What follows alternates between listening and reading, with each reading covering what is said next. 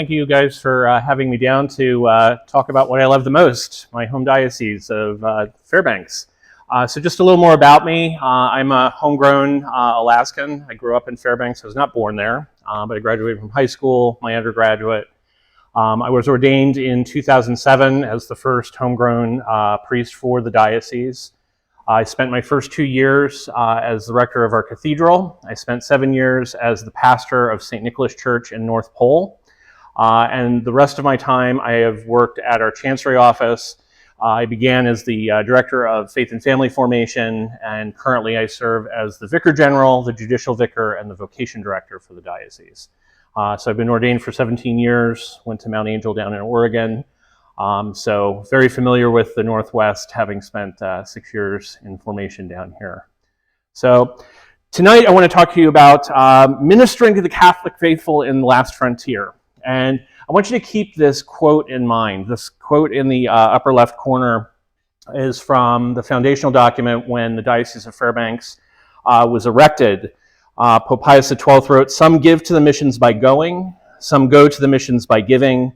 Without both, there are no missions." And we use that consistently when we do vocation talks, when we do mission talks, because the Diocese of Fairbanks is the last international mission in the United States. And what that means is that a majority of our support comes from outside the state of Alaska. So 89% of our operating budget for the diocese comes from donations from people in the lower 48. Of the 46 priests, I'll talk about them a little more, there's only 4 of us who are incarnated, meaning that we're priests of the Diocese of Fairbanks. Everyone else is international or from a religious community. And we're spread out over a very large area. And so that's what I want to talk about tonight. What do we do? How do we do it? And why do we do it? Well, we know why we do it, to bring the gospel of Christ to others. And so to understand the Diocese of Fairbanks, you have to understand a little bit about the state of Alaska. So the state as a whole is approximately 600,000 square miles, which means it's about 1/5 the size of the lower 48 contiguous states.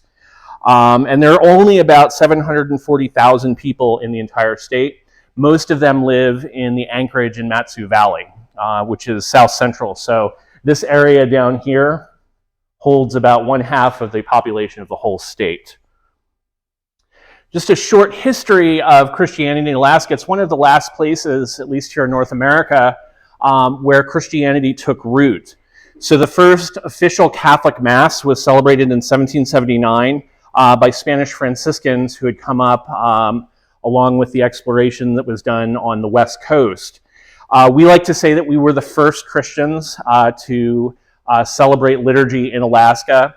But the Orthodox claim to have beat us, but they won't give us a date when they first celebrated Mass. However, they did beat us with the first permanent settlement. So in 1794, the first permanent Christian presence was established by the Russian Orthodox Church on Kodiak Island. Now, what's interesting about the Orthodox versus the Catholics and the Protestants that eventually came is that when the Orthodox came, they came with traders, just like we did. But they were mostly interested in staying on the coast because the Russian fur traders were only interested in the water mammals, the aquatic mammals of Alaska, and so their faith didn't really push in. They also don't tend to evangelize in the same way that we do, where we kind of go in and present the gospel of Christ to others. They kind of wait for others to come to them. And so while they were the first to have a permanent presence, they're a very small presence in Alaska even today, mostly in the coastal villages, Anchorage and Southeast. We have one Russian Orthodox church in the city of Fairbanks, and it only has about 20 members because it didn't really push in. So as we all know, in 1867, Seward's Folly, the U.S. government bought the territory of Alaska for $7.2 million. Secretary Seward and the U.S. government were lambasted in the newspapers in the lower 48. Why would you buy the icebox that is Alaska? He was a visionary, we know, right? Because gold, oil, fish, now rare mountains. Strategic positioning, yes. that's something. Alaska is 8 hours striking distance from all points in the northern hemisphere for the U.S. military. So it's interesting that something that was so land-based has become so important strategically and economically for the United States.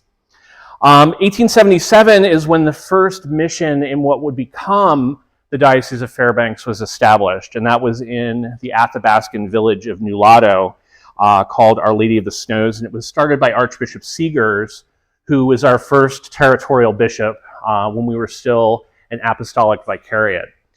Interesting thing about Archbishop Seegers is he traveled down the Yukon River with 2 Jesuit priests who were led by a miner who had been up and down the river before. They made it as far as Nulato, and they established the parish mission there, and started heading a little further downriver as fall began to set in. The Jesuits wanted to return back to Vancouver Island, and they tried to encourage Archbishop Seegers to go with them because they were a little worried about the miner who was leading them. He was a little off, shall we say. The Archbishop refused to go back with the Jesuits, so the Jesuits left the Archbishop with this weird miner, and in the winter of 1877, he was murdered by said miner. And it's still remembered along the Yukon River. The cabin where they stayed no longer exists, but it's called a place called Bishop's Rock.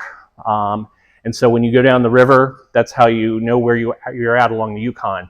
This is where Archbishop Seegers died because the miner was crazy and thought he was after his gold.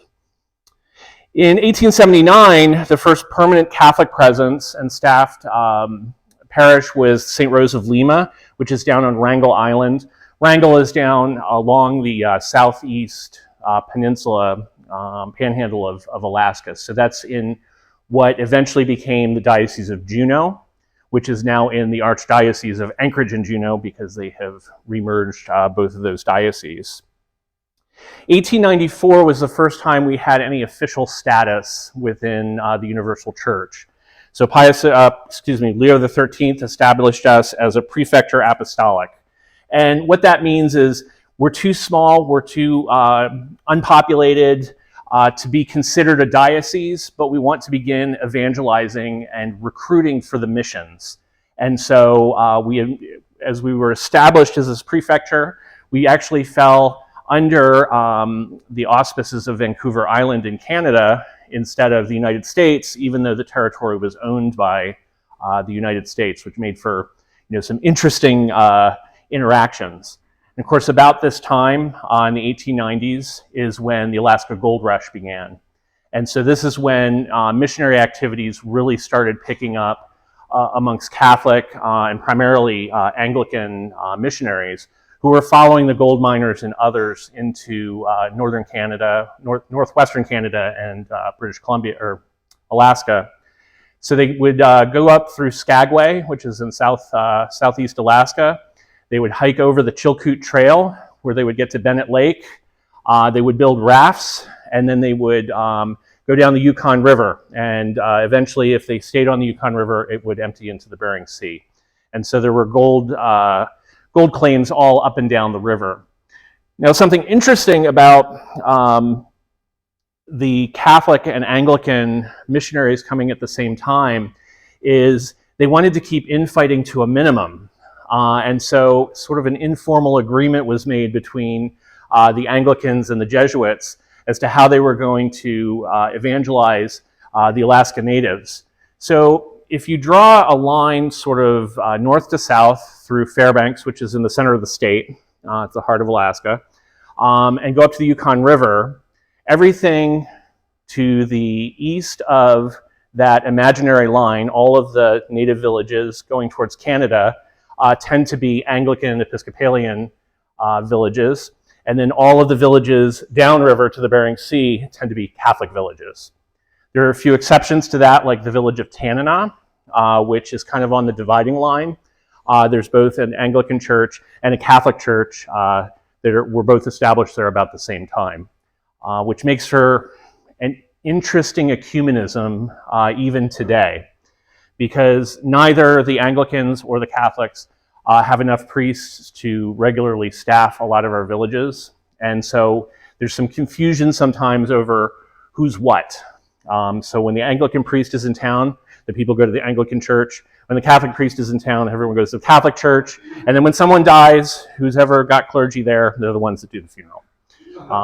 So you could almost say that in some ways Alaska was one of those territories that really helped bring ecumenism to the forefront, because we needed to work together because of the remoteness of where we were at.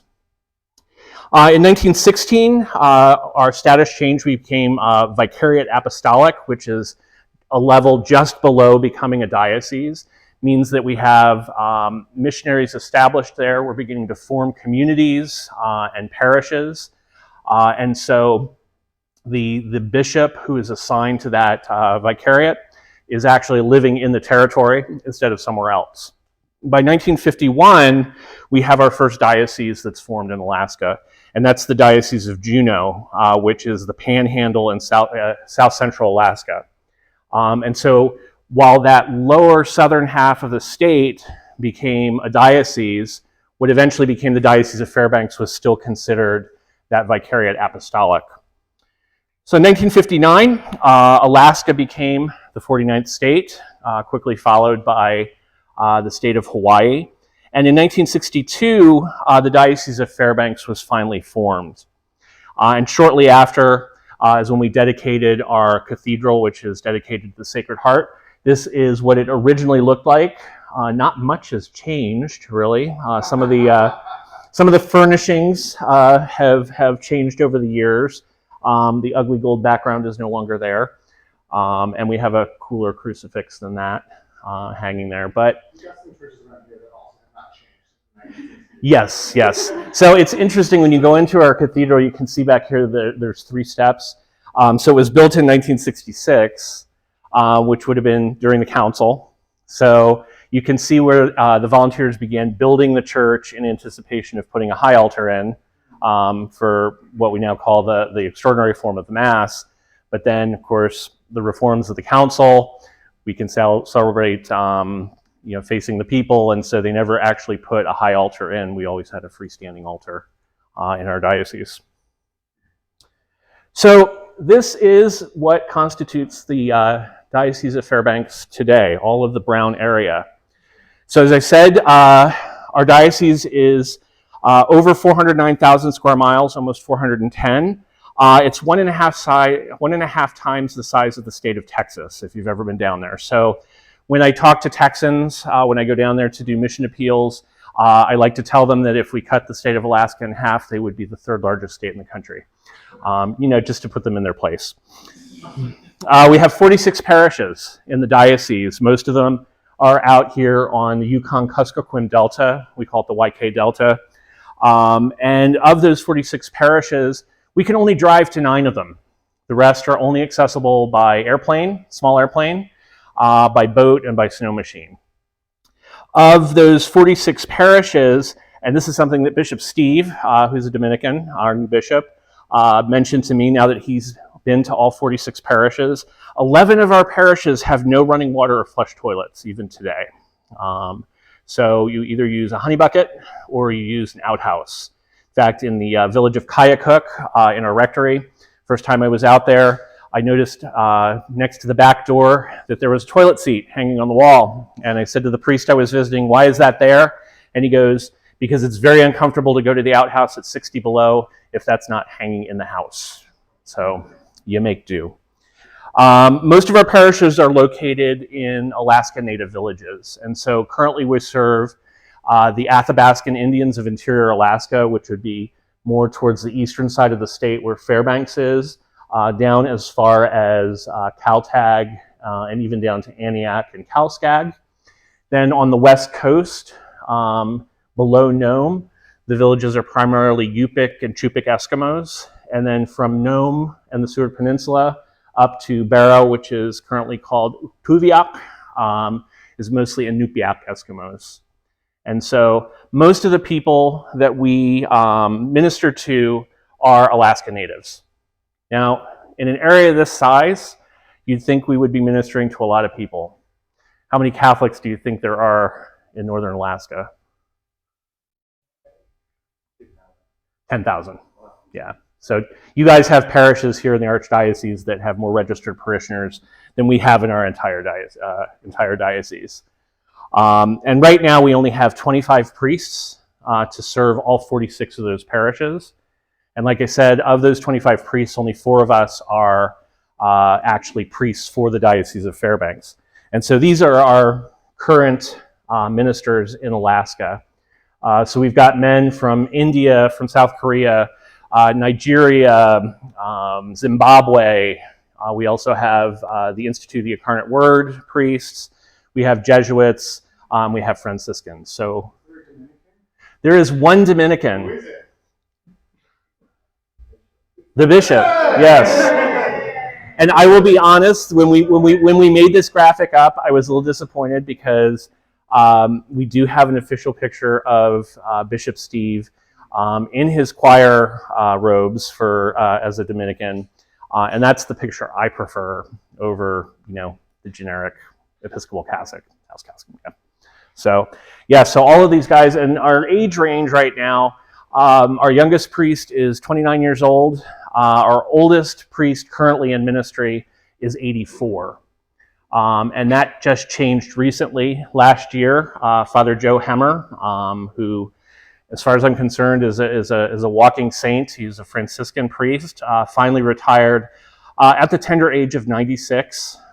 He had macular degeneration, he had cancer, but he continued to serve the people of Caltag.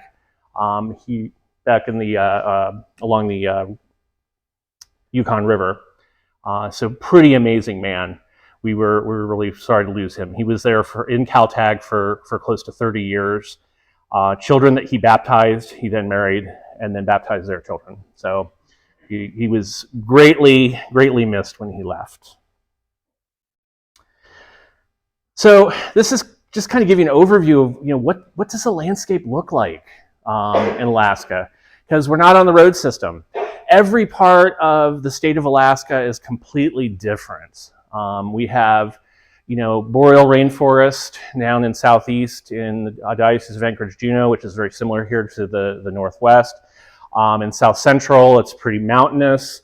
When you move into interior Alaska, you have kind of high pine forest, and then move into the tundra, and then the Arctic Ocean and the Bering Sea.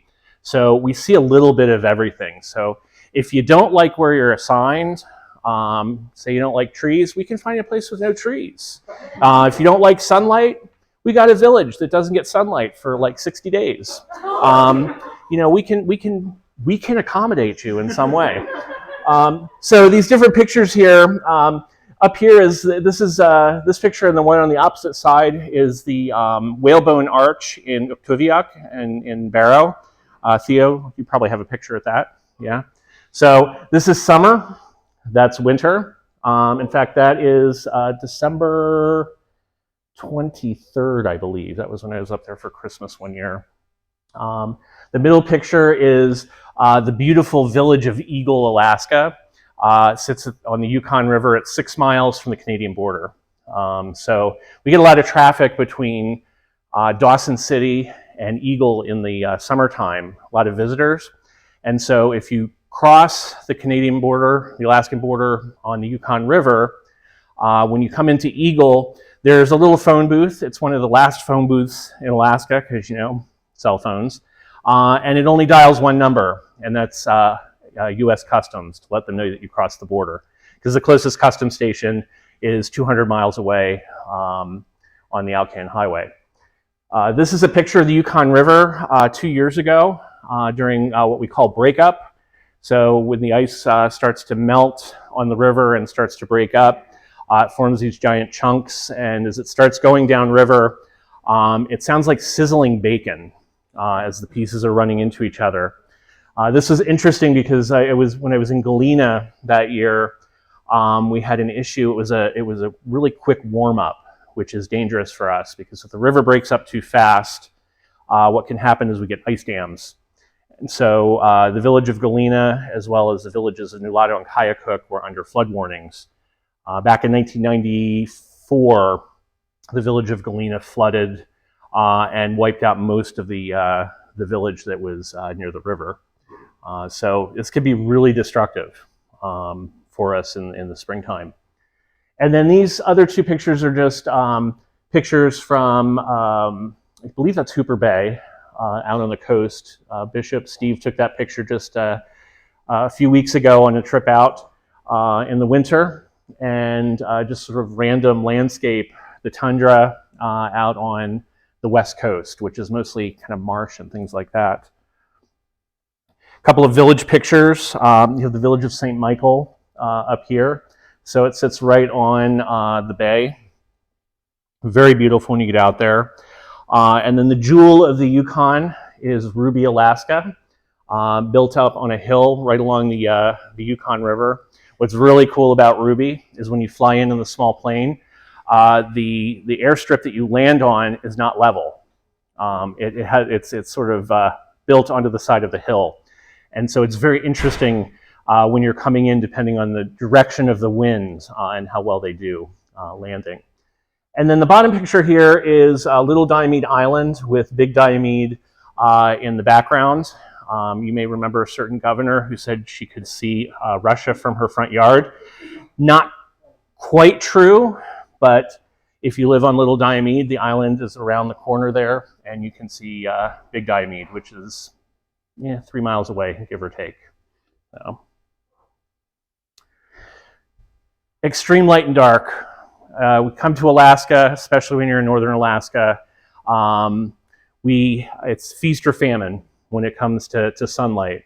So the winter solstice in Fairbanks, we get about 3 hours and 40 minutes on December 21st. If you go up to Kuviak, Barrow, they are in polar night for 67 days. So the sun goes down at the end of November, doesn't come back up until the end of January. It's night, and it is really weird.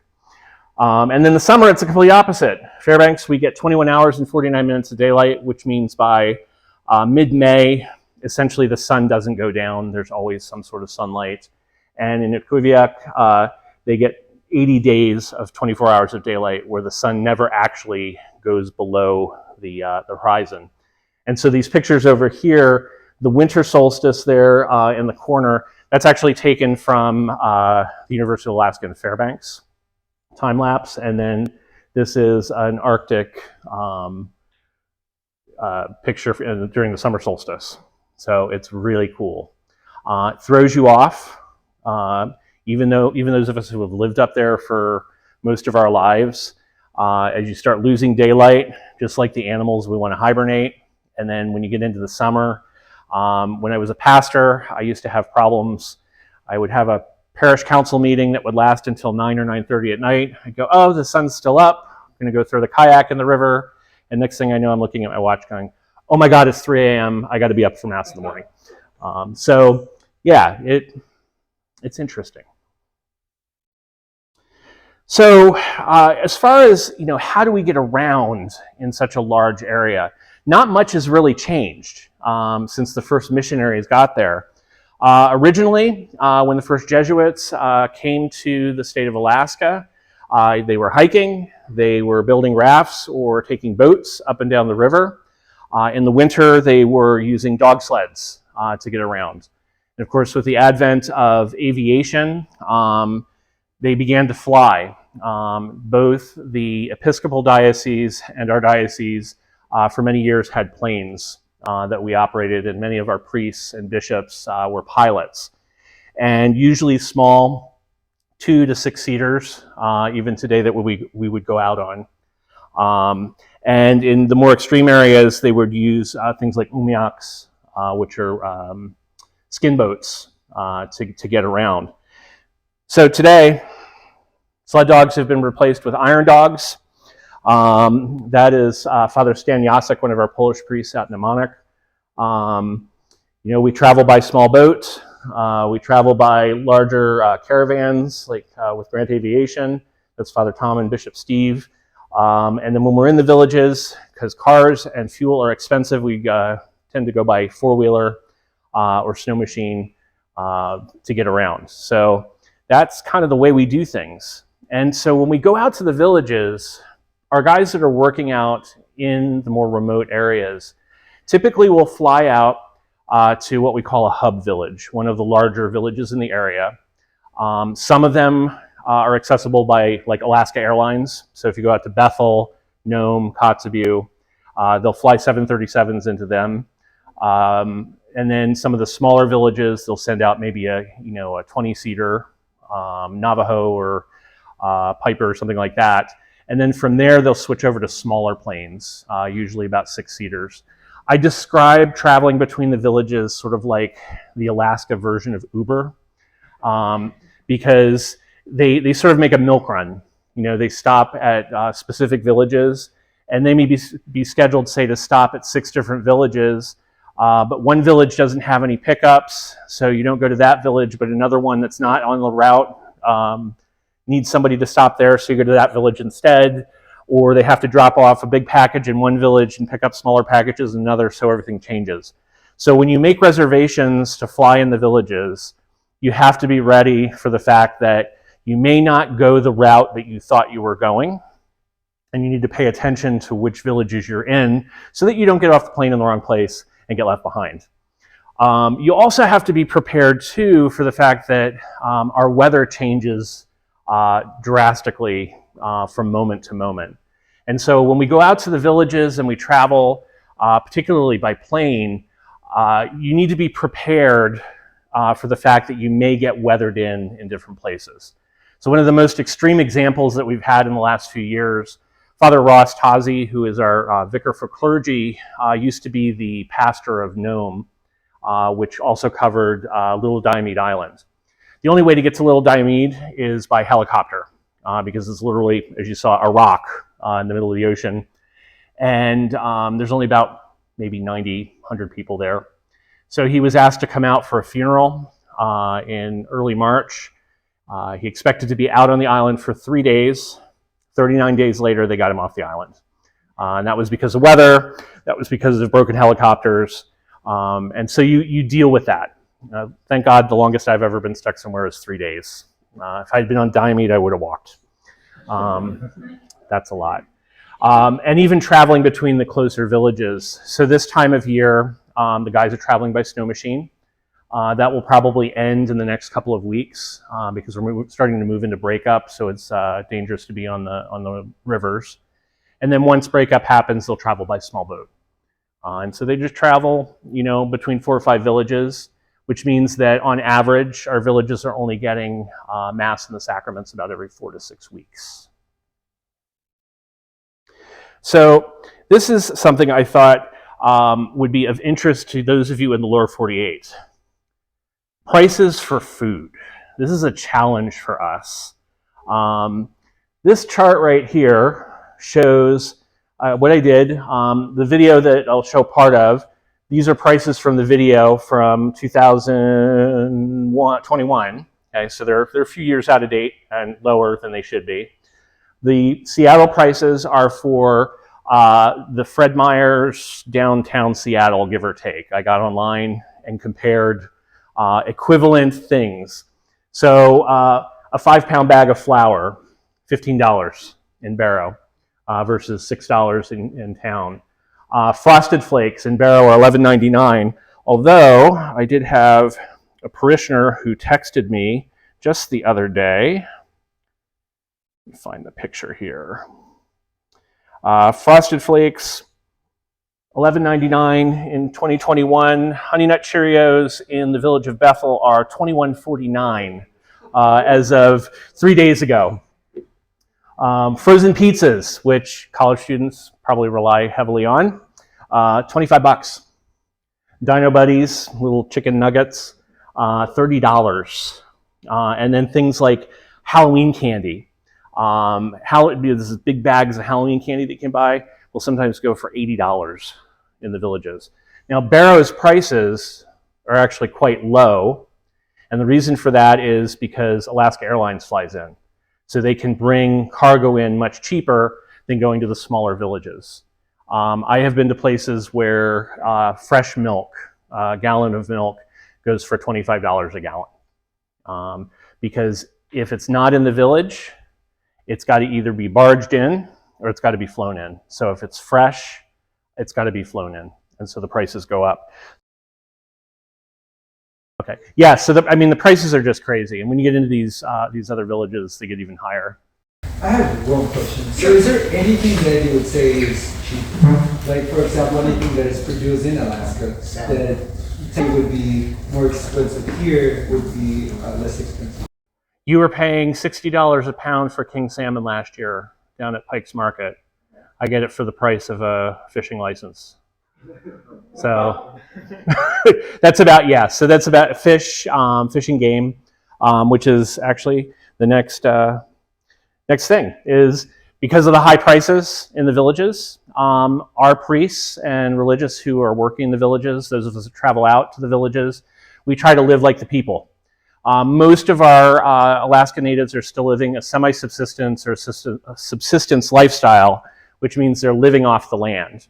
And so berries, fish, moose, other edibles that you can get from the land, that's part of our lifestyle. In fact, as a vocation director, when I send our seminarians out on their summer assignments, oftentimes they'll say to me, am I going to be doing VBS? Am I going to be, doing typical urban ministry? And I'm going, no, you're going to be gutting and filleting salmon. You're going to go out berry picking. You're going to help people prepare for the winter. And so these are just a few things that I've personally experienced in my travels out to the village. So this corner here, that's salmon that's being smoked. They'll also dry herring and blackfish and whitefish as well. Father stands over there. They fish year round, so they'll put nets underneath the ice, particularly for white and blackfish in the winter. The picture right below that is muktuk, beluga whale, bowhead whale, muktuk. So that's whale. And that particular whale, muktuk, is the tail of the whale. I had the opportunity to go to a little town called Point Hope, which is in the extreme northwest corner of the state of Alaska. It sits out on a gravel bar 3 miles into the ocean, with the Bering Sea to the south and the Chukchi Sea to the north. They do their whale hunting in the spring, and in this particular village, they cut the tail off and they bury it. And they leave it buried in the ground until the first ice forms on the ocean in the winter, and then they dig it up. And it's sort of like whale kimchi, I guess. I could smell that. They cut it up in the school gym. I entered the school from the opposite side of the building, and I knew they had fermented whale tail in the gym coming in. It's definitely an acquired taste. This is called agudak, Eskimo ice cream. It's actually really good as long as you don't think about what's in it. Traditionally, it was made with seal oil and mixed berries with a little bit of dried fish in it. Today, they make it with Crisco, sugar, and berries. So it's basically whipped Crisco, has the consistency of like a chocolate mousse. I know it sounds gross, but it's so good. I love it. When I got to the villages, if they asked me, Father, is there something you want, native food? I'm like, oh, yeah, can you make a guduk? I love a guduk. And then, like I said, our seminarians and priests, we get ourselves involved in the activities of the village, even when we're not in the village. So this is one of my former seminarians, Josh Miller. He and some friends went out caribou hunting. That is a caribou that was strung up on our weight thing in the garage. I'm probably the only vocation director in the country who has in his rule of life, clean up your blood and body parts when you're done.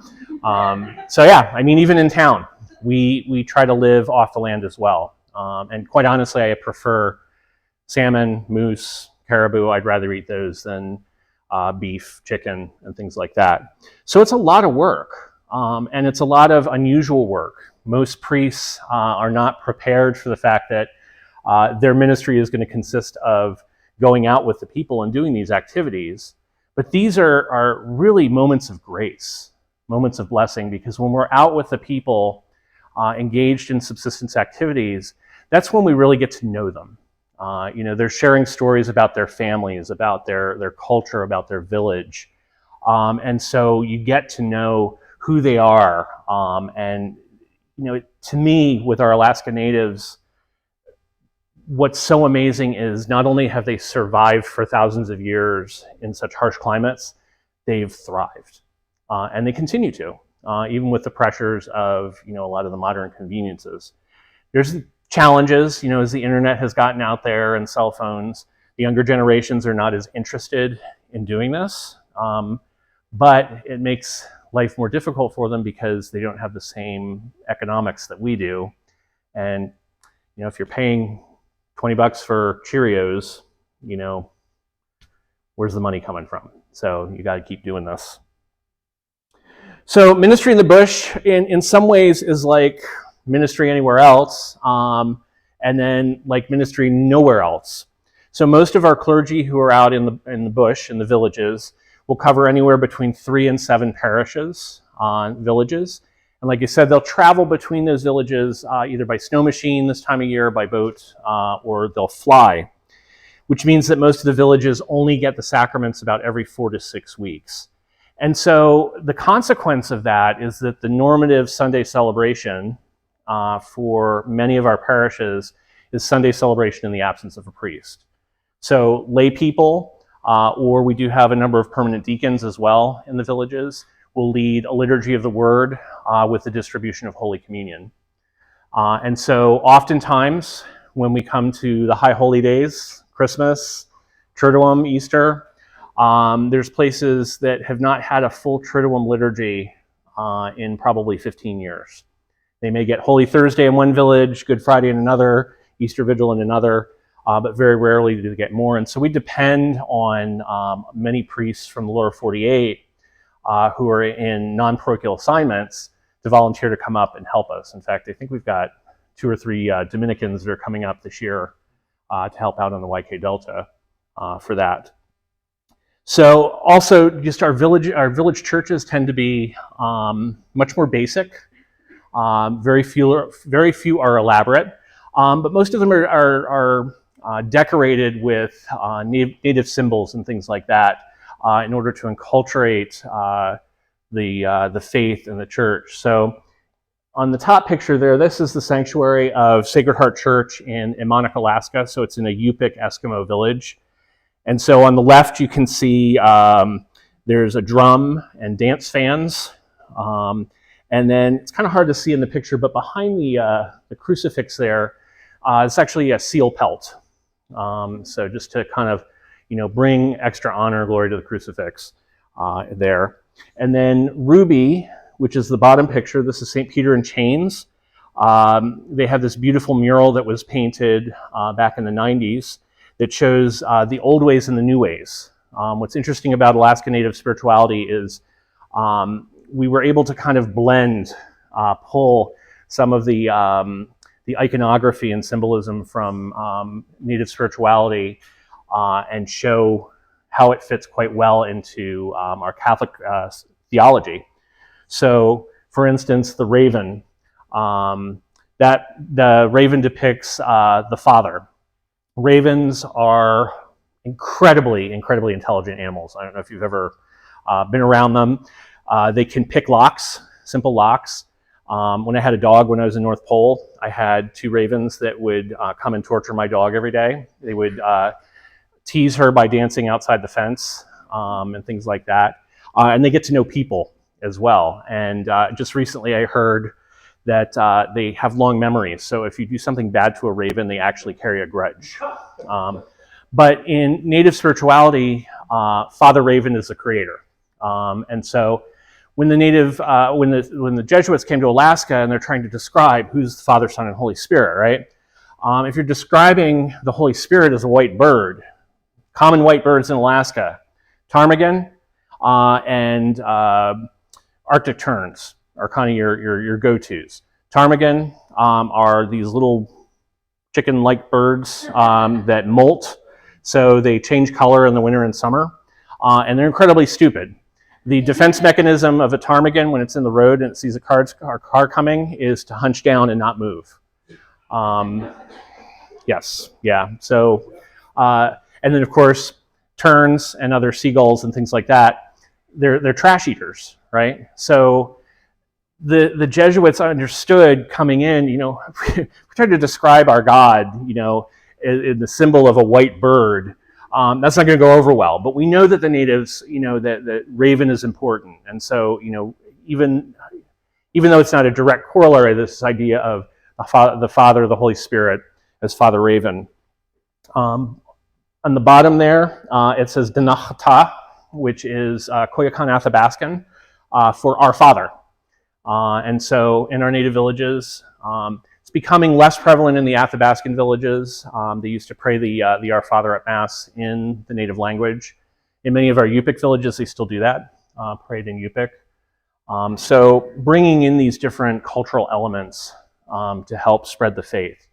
And up until about 20 years ago, a lot of our priests, Jesuit priests who were still working out in the Yupik Eskimo villages, were fluent enough in Yupik that they could do Mass in Yupik. Not enough people speak it anymore. Most of us don't, the younger priests. And since most people are bilingual now in the villages, we tend to do our liturgies in English, but we still do a lot of hymns and other prayers in Yupik and Athabaskan.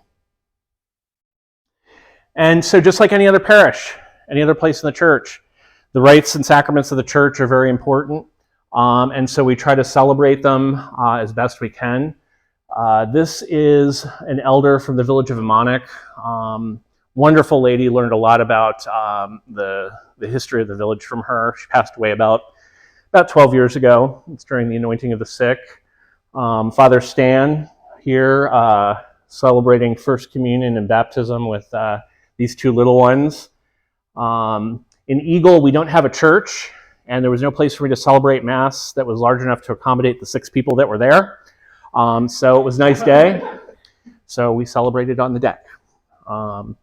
Bishop Steve, see doing baptism in that picture, and that's me doing confirmation in Ruby one year. And down here in the lower picture was a funeral rites that we did. What's interesting about Native culture when it comes to the sacraments and the rites of the church, particularly with death, they view death in a very traditional way, something that we've lost, I think, in the West and in modern society. It's not sanitized. When somebody dies, they don't get embalmed, typically. Instead, the women of the village will clean the body, prepare the body, and dress it. The men will go out and they will build the casket. They'll hunt for a moose for the potlatch, and they'll dig the grave. It doesn't matter what time of year it is, bodies are always buried. In town, in Fairbanks, this time of year, if somebody dies between, say, September and May, we don't do a burial till June because the ground is too hard and it's expensive to dig it up. But for the natives, it's important that burial happens as soon as possible. And so it's 60 below. They'll go out to the graveyard, they'll start a fire, they'll melt the ground, they'll move the embers, they'll dig until they hit ice, they'll move them back, and they'll just keep moving that fire back and forth until they get the grave deep enough. And then when they actually do the burial, for most of us, if we go to a funeral, if we go to the graveside service, after the prayers are done, most of us leave, and the cemetery takes care of the casket and filling in the grave. In our villages, nobody leaves the graveside until the grave is filled in. Doesn't matter what the temperature is. So there's just this care that they seem to have for the beloved dead that, I'm not saying that we've lost, but that we've sanitized in Western culture that I see as very moving and meaningful. And it's something that's really enriched my priesthood being out there. So a few more pictures here. Again, I always love talking about this guy. This is Benedict Tucker. First time I met Ben introduced himself. He was in Amonik as the last real Eskimo in Alaska. Ben remembers some of the first missionaries coming to his village of Akulerak. He was baptized as a toddler. remembers priests like Father Segundo Llorente coming by dog sled, gathering all of the families together and doing catechesis and the sacraments and things like that. And when Ben became a young man, he was so in love with the faith that he became one of our first lay catechists.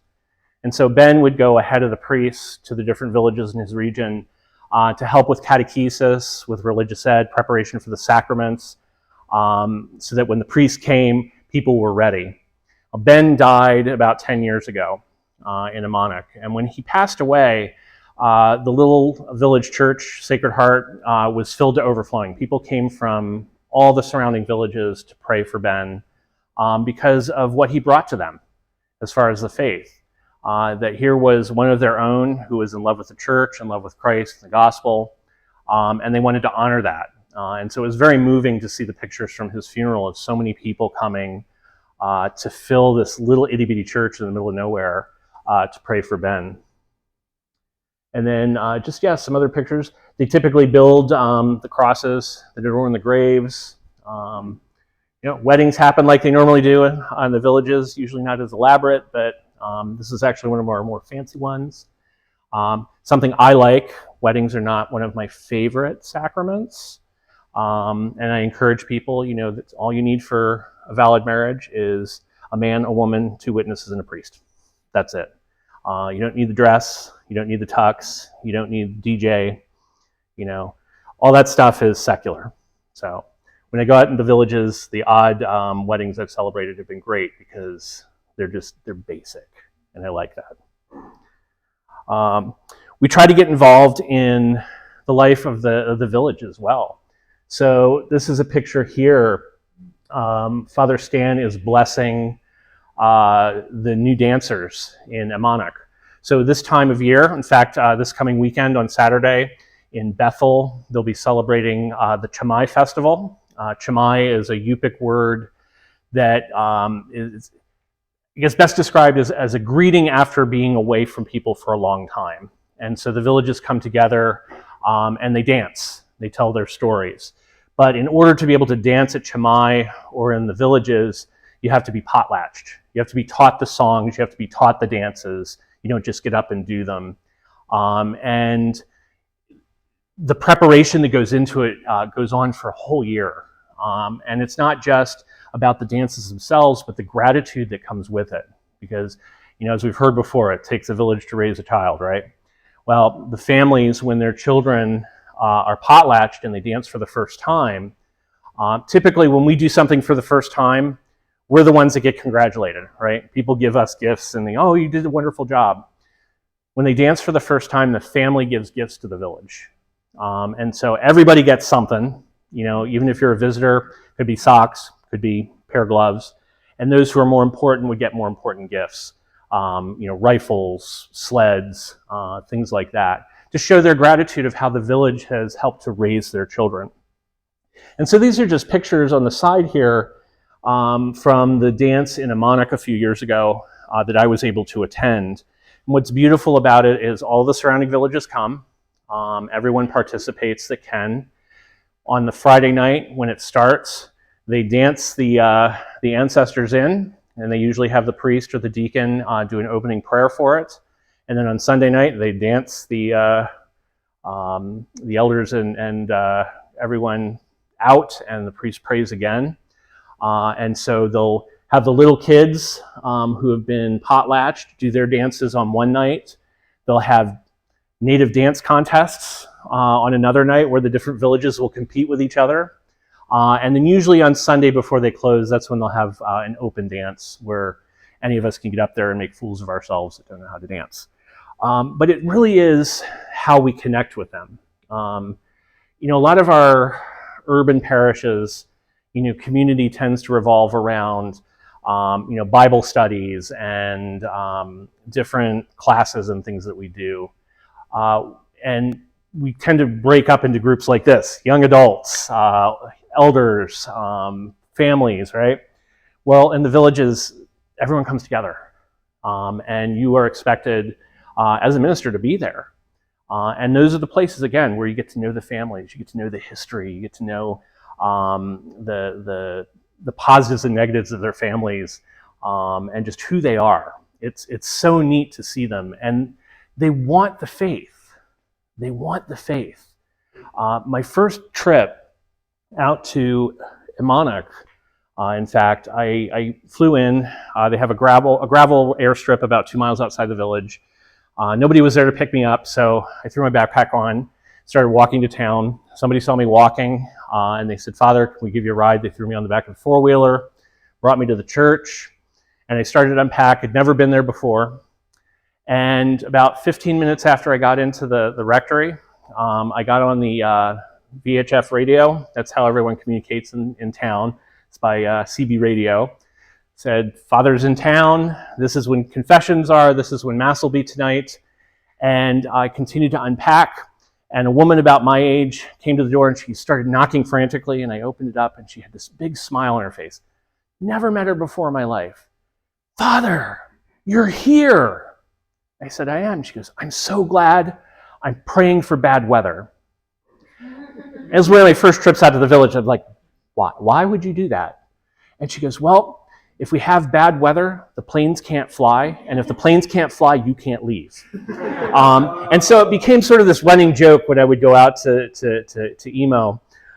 She would come by and she would say the same thing. And so my response eventually became, "You're praying for bad weather, but I put the Blessed Mother on the window before I left, so we're going to have good weather." But I mean, just, I've never experienced that. At Sacred Heart in Fairbanks and at St. Nicholas in North Pole, I have never once had a parishioner walk up to me and be that excited to see me. Not that they weren't excited to see me, but not excited in the same way. They want us out there. And so that's one of the reasons that I come to groups like yours, go to parishes around the country, is, to talk about our need in the state of Alaska. I see all of you sitting here. Some of you already have your vocations in life chosen. Some of you are probably still trying to determine what your vocation is. And if any of you are considering priesthood and religious life, like I like to say to people, if you want to be a priest, be a real priest. Be a missionary priest. Go back to that first statement on the opening. I think they're trying to get rid of you, Father. He's going to be the donation to the missions, right? Yeah, that statement of Pius XII, right? Some give to the missions by going, some go to the missions by giving. Without both, there are no missions. If you aren't called to missionary activity, how can you support the work that we do? Like I said, 89% of our operating budget for the diocese comes from outside the state. Our diocese supports 37 of our 46 parishes. They're not self-supporting. And so we need your help. Help us keep the faith alive. Help us to continue to spread the faith. And if God's calling you to that challenge, come, be a priest in Alaska, be a missionary in Alaska, and help bring your love of Christ to the people of God. So. Oh, a couple more pictures. Go. Blessing a plane, boats, fishing season. Yep. And that was their, in Imanak, that was their All Saints pageant. So I think that's it. Yeah. So on behalf of the people of Fairbanks and the Diocese of Fairbanks, Boyana, thank you. Anabasi, thank you for allowing me to present a little bit about Northern Alaska and our mission and ministry.